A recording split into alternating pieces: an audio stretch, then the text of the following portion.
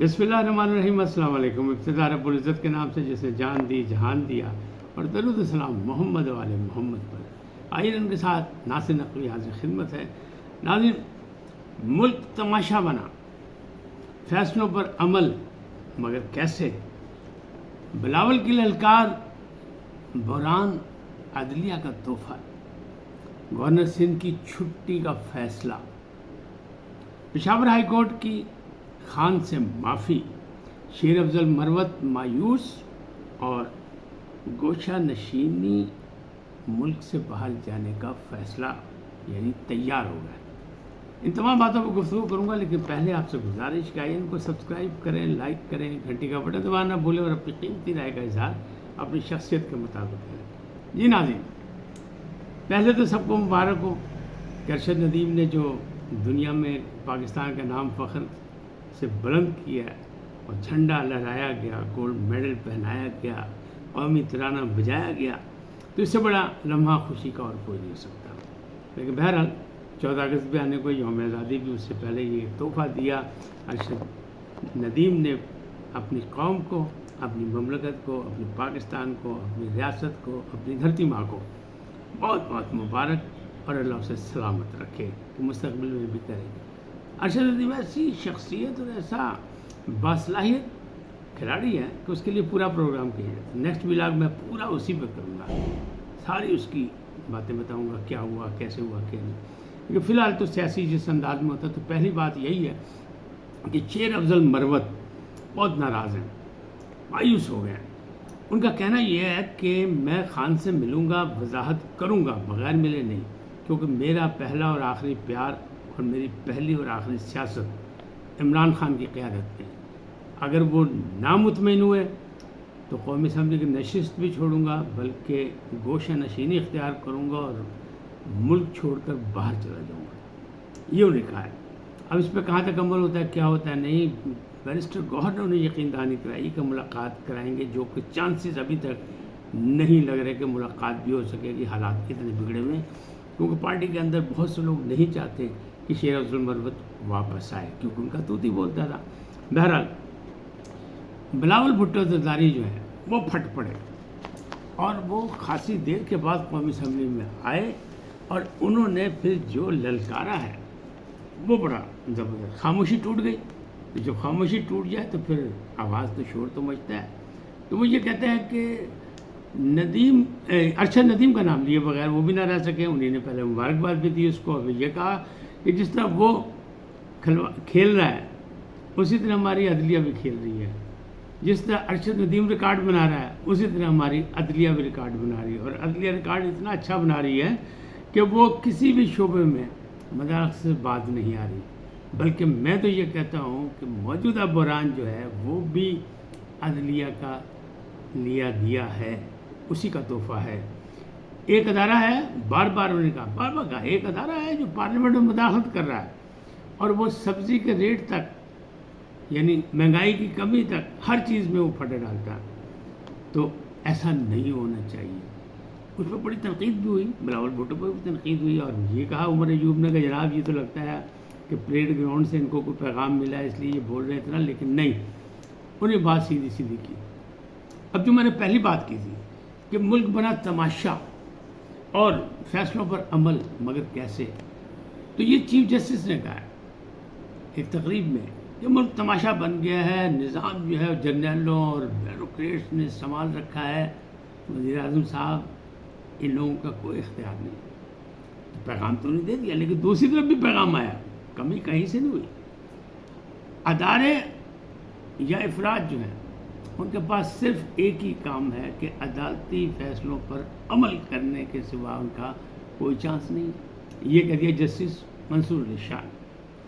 لیکن اس ساری بات میں بلاول بھٹو کی بات، اپنا چیف جسٹس کی بات اور جسٹس منصور علی کی بات پر اگر تجزیہ کریں تو اس پر سونے پہ سہاگا کون آیا؟ وہ آئے جناب چیف الیکشن کمشنر سکندر سلطان راجہ، اور راجہ نے بجا دیا سب کا باجا۔ وہ کہتے ہیں جناب آئین بن گیا، تو آئین کے طریقہ کار دو ہی ہوتے ہیں کہ نئے آئین کا اطلاق کب اور کیسے ہوگا یہ سپریم کورٹ کی 60 سالہ یا 70 سالہ تاریخ میں واضح ہے۔ اور پھر انہوں نے یہ بھی کہا کہ بنیادی جو ہوتا ہے نا قوانین کا فیصلہ جو ہے وہ موجودہ حالات کی پیش نظر کیا جاتا ہے، جبکہ دوسرے جو معاملات ہیں وہ جو ہیں ان کا اطلاق جو ہے وہ ماضی سے ہوتا ہے۔ تو انہوں نے کہا اب یہ جو ترمیم آئی ہے اس پر اگر کہیں سے کسی معطل شدہ اراکین اسمبلی نے درخواست دے دی تو پھر الیکشن کمیشن عدالت لگائے گا، دلائل سنے گا اور لوگوں سے پوچھے گا، تمام محکموں سے کہ یہ کیا ہوا، کیسے ہوا، اس میں کیا ہے، پھر فیصلہ کرے گا۔ لیکن اگر نہیں دیے تو پھر بھی تمام جتنے بھی اسٹیک ہولڈر ہیں ان کو نوٹس جاری کیے جائیں گے، اس کے بعد فیصلہ ہوگا۔ اور یہ چونکہ قانون جو ہے یہ 2017 سے لاگو ہوگا، لہٰذا وہ جو 78 مخصوص نشستوں والے تھے جن کو معطل کیا گیا تھا وہ بھی بحال ہو جائیں گے۔ سنی اتحاد جو ہے وہ بھی پارلیمنٹ میں رہے گی، پی ٹی آئی پارلیمنٹ سے باہر تھی، باہر رہے گی اور مخصوص نشستوں سے نہیں ملیں گی، کیونکہ آئین جو ترمیمی آئین ہو گیا، منظور ہو گیا، اس کی روح سے تو یہی ہے۔ باقی سپریم کورٹ کی جب عدالت لگے گی یعنی چھٹیوں کے بعد پھر وہ کیا فیصلہ کرتے ہیں وہ بات کی بات ہے، لیکن انہوں نے صاف طور پہ کہہ دیا کہ جو معطل شدہ ہیں وہ بحال اور نئی سیٹیں پی ٹی آئی کو نہیں ملیں گی، بلکہ ساتھ میں یہ ہے کہ میں عدالت لگا کے جو محدود ٹائم ہے اس کے اندر رہ کے کام کروں گا۔ تو یہ مسئلہ تو ہو گیا نا، پھر یعنی موصول سے ایک بار پھر گلے کا پھندا بنی ہوئی ہے، ابھی کسی کا نہیں۔ اچھا، پشاور ہائی کورٹ نے خان سے معافی مانگی، یہ کیا مسئلہ؟ تو کے پی کے میں بھی حالات جو ہیں بڑے عجیب و غریب ہیں۔ ایک تو سروے کروایا انہوں نے منسٹرز کا، کابینہ کا، اپنا وزیر اعلیٰ علی پور گنڈا پور نے، تو اس میں 11 جو تھے ان کی مایوس کن تھی کارکردگی، 11 کی بہتر تھی، 5 کی بہت اچھی تھی، باقی سارے ایسے تھے۔ تو ایک تو اس پر رفڑ پڑ گیا۔ دوسری طرف عاطف خان صاحب جن کو ٹکٹ نہیں ملا تھا صوبائی اسمبلی کا اور وہ قومی اسمبلی کے ممبر ہیں، تو ان کا گروپ فعال ہو گیا اور سب مل کے نہ صرف وزیر اعلیٰ اور ان کی جو قواعد و ضوابط کی خلاف ورزی ہیں ریاست میں ہو رہا ہے اس کی باتیں کر رہے ہیں، وزراء کی نشاندہی کر رہے ہیں، بلکہ انہوں نے ایک باقاعدہ مضبوط گروپ بنا لیا جس کا لگتا ہے علی امین گنڈا پور کو مقابلہ کرنا مشکل بن جائے گا مستقبل میں۔ لیکن پشاور ہائی کورٹ نے کیا، علی امین گنڈا پور صاحب نے جوڈیشل انکوائری کے لیے پشاور ہائی کورٹ کو ایک خط لکھوایا تھا کہ جناب جوڈیشل انکوائری کرے اور چیف جسٹس اس کے سربراہ بنے۔ تو ادھروں آ گیا جواب اور انہوں نے مانگ لی معافی، اور یہ سب کچھ عمران خان صاحب کی ہدایت پہ علی امین گنڈا پور نے کیا تھا۔ اب انہوں نے کیا جواب بنایا؟ انہوں نے جواب بنایا کہ 2 چیزیں، ایک تو یہ کہ جس انداز میں درخواست لکھی گئی یا کہا گیا، خط لکھا گیا، وہ مجاز اتھارٹی کی طرف سے نہیں ہے۔ دوسری جانب انہوں نے کہا کہ 1985 کے جو ایکٹ ہے یا قانون ہے اس کی خلاف ورزی ہوئی ہے، اس کے تحت جو زبان اس میں استعمال ہوئی ہے، لہٰذا جوڈیشل کمیشن نہیں بنایا جا سکتا۔ تو انہوں نے تو مانگ لی معافی۔ لیکن کے پی کے میں کیا حالات ٹھیک ہوں گے کیا نہیں؟ سوابی کے جلسے کا بڑا شور ہے، 20-25 ہزار آدمی تھے لیکن وہ کہتے ہیں لاکھوں میں تھے۔ اب ان کو اجازت مل گئی ہے 22 اگست کی اسلام آباد میں، ترنول سے وہ جگہ چینج کرنا چاہتے ہیں، وہ بھی عدالت میں ہے، درخواست ہوتی ہے کہ نہیں ہوتی ہے، لیکن علی امین گنڈا پور نے چیلنج کیا ہوا ہے کہ میں آ رہے ہیں، روک سکو تو روک لو، دیکھتے کیا ہوگا۔ اور میں جب میں غفیر کے ساتھ آ رہا ہوں اسلام آباد، اور پھر لاہور میں بھی جو اپلیکیشن دی گئی تھی اس پہ بھی ہائی کورٹ فیصلہ کرا دیا، اور انتظامیہ نے کہا چونکہ چہلم امام حسین کا ہونے والا ہے تو اس کے بعد کی کوئی تاریخ نہیں، تو انہیں 27 اگست رکھ لیا۔